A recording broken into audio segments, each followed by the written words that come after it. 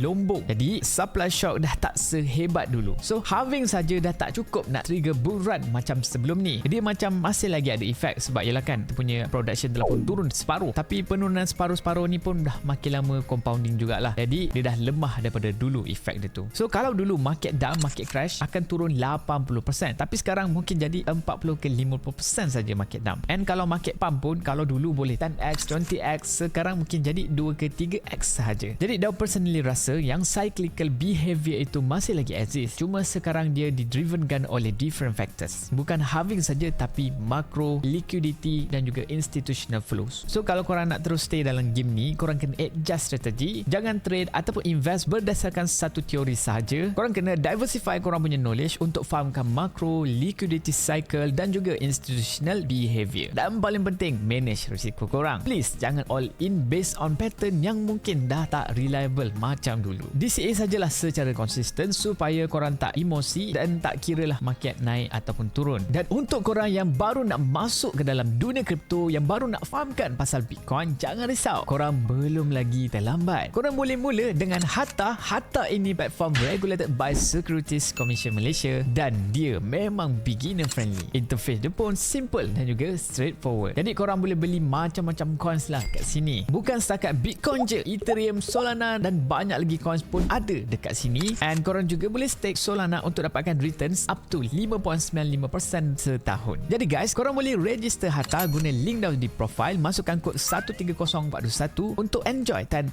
off terhadap trading fee yang perlu korang bayar. Jadi guys, Daun ingatkan apa yang Daun share ini bukanlah financial advice dan performer pun tidak menjamin future punya result. Jadi dengan itu, please buat research sendiri dahulu sebelum membuat apa-apa keputusan pelaburan. Jadi guys, itu saja dari Daus. Jangan lupa like, share, komen dan follow Daus. Jumpa lagi korang semua pada video akan datang. Ciao.